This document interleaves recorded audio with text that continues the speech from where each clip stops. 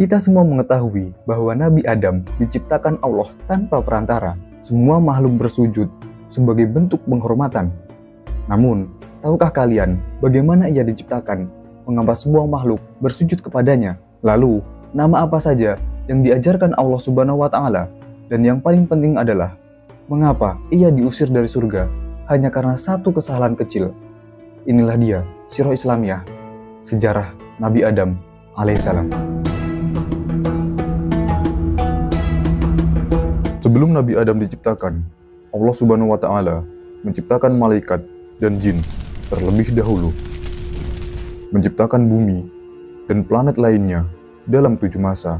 Faktanya adalah bumi diciptakan sebelum Nabi Adam. Lalu timbul sebuah pertanyaan, siapakah penghuni bumi sebelum manusia? Diriwayatkan dari Al-Hakim, Ibnu Abbas berkata bahwa sebelum manusia tinggal di bumi, ada makhluk lain yang menjadikan bumi sebagai rumah. Makhluk tersebut berasal dari golongan jin. Namun, mereka berbuat kerusakan dan menumpahkan darah, sehingga Allah mengutus iblis untuk menghentikan mereka. Namun yang perlu diperhatikan adalah, riwayat ini sangat kental dengan Israiliyat, karena Allah Subhanahu wa Ta'ala melalui Al-Quran dan lisan nabinya tidak menceritakan secara detail kejadian tersebut. Satu-satunya detail bahwa ada makhluk lain sebelum manusia adalah di surat Al-Baqarah ayat 30 tentang perbincangan Allah dengan malaikat. وَإِذْ قَالَ رَبُّكَ لِلْمَلَائِكَةِ إِنِّي جَاعِلٌ فِي الْأَرْضِ خَلِيفَةً قَالُوا أَتَجْعَلُ فِيهَا مَن يُفْسِدُ فِيهَا وَيَسْفِكُ الدِّمَاءَ. Ayat tersebut menggambarkan tentang pengetahuan malaikat bahwa manusia akan berbuat kerusakan di muka bumi. Hal ini bukan sekedar pengetahuan gaib, melainkan tentang bagaimana malaikat menyamakan manusia dengan tabiat jin yang meninggali bumi sebelumnya. Al-Quran menjelaskan secara gamblang tentang bagaimana Allah Subhanahu wa Ta'ala menciptakan Nabi Adam secara langsung. Namun, pernahkah kalian membayangkan secara detail bagaimana Allah Subhanahu wa Ta'ala menciptakan Nabi Adam dari yang tidak ada menjadi sebuah makhluk yang sempurna? Bukan sekedar diciptakan dari tanah, melainkan sebuah proses yang penuh hikmah. Tahap pertama, Allah Subhanahu wa Ta'ala menciptakan Nabi Adam dari tanah biasa. Seperti yang Allah Subhanahu wa Ta'ala katakan di dalam Al-Quran, Inna mathala Isa 'indallahi kamathali Adam khalaqahu min turabin thumma qala lahu kun fayakun. Perhatikan kalimat turab yang mempunyai arti tanah kering yang mudah tertiup angin. Dan dari situlah awal mula kita, manusia. Lalu tahap kedua, tanah tersebut dicampur dengan air sehingga menjadi lembek dan mudah diatur. Hal ini Allah Subhanahu wa Ta'ala jelaskan di dalam Al-Quran yang berbunyi, إِذْ قَالَ رَبُّكَ لِلْمَلَائِكَةِ إِنِّي خَالِقٌ بَشَرًا مِّن طِينٍ. Jika sebelumnya Al-Quran menjelaskan dengan istilah turab, di tahap kedua ini menggunakan istilah tin yang menandakan adanya perbedaan sifat dari tanah.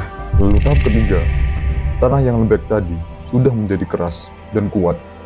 Allah Subhanahu wa Ta'ala berfirman, Inna khalaqnahum min tinin lazib.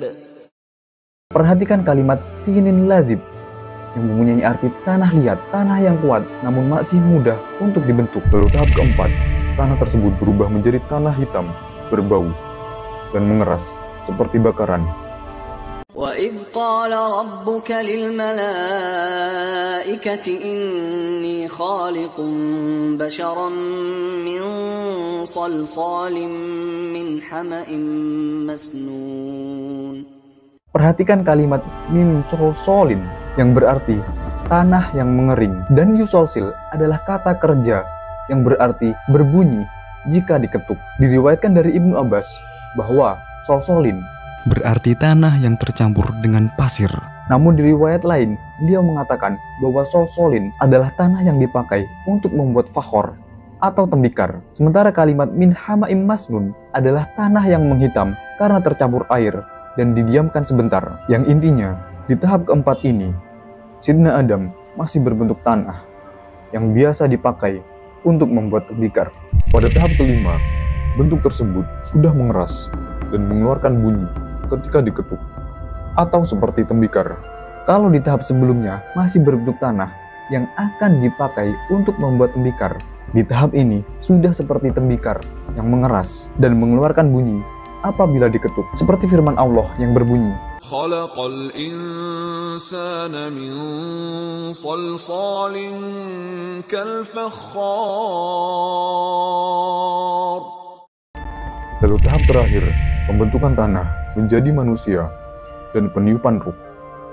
Allah Subhanahu wa Ta'ala berfirman, فإذا سويته ونفخت فيه من روحي فقعوا له ساجدين.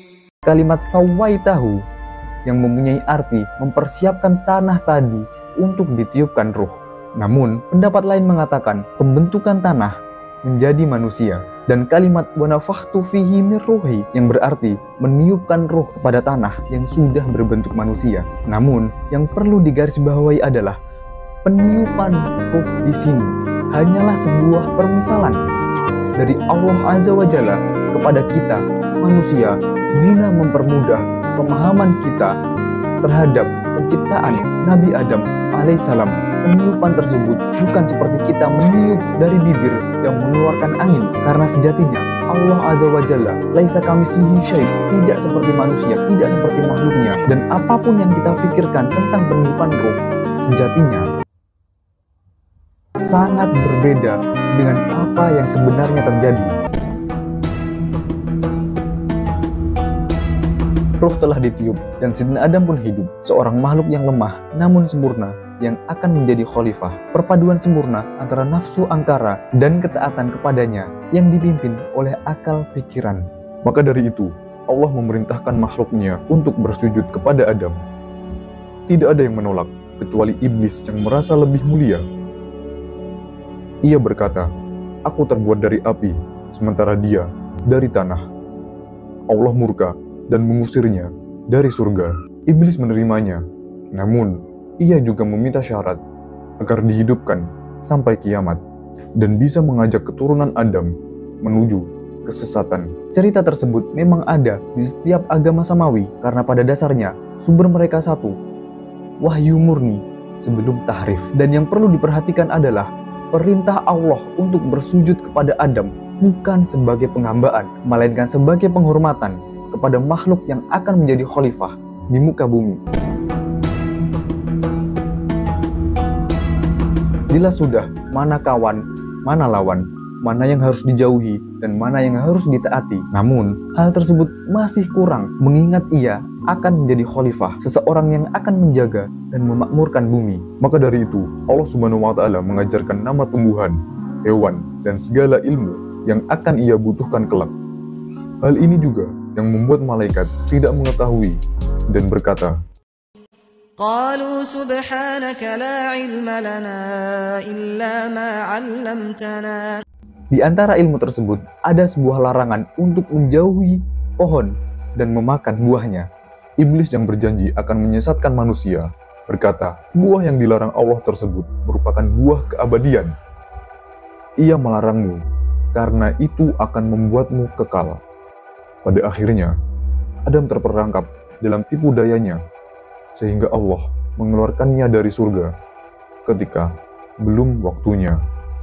فأزلهما الشيطان عنها فأخرجهما مما كانا فيه.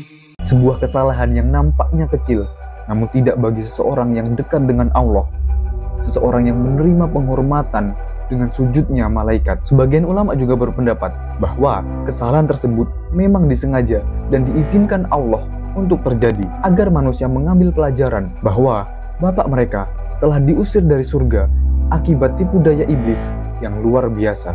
Sekaligus menjadi pembelajaran bahwa iblis adalah musuh yang harus dijauhi.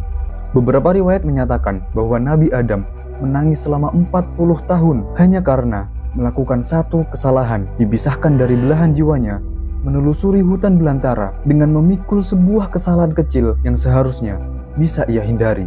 Kemudian Allah Subhanahu wa Ta'ala, Sang penerima taubat, menerima taubat hambanya dan memberikan kalimat doa untuk menyempurnakan taubatnya. قَالَا رَبَّنَا ظَلَمْنَا أَنفُسَنَا وَإِن لَّمْ تَغْفِرْ لَنَا وَتَرْحَمْنَا لَنَكُونَنَّ مِنَ الْخَاسِرِينَ.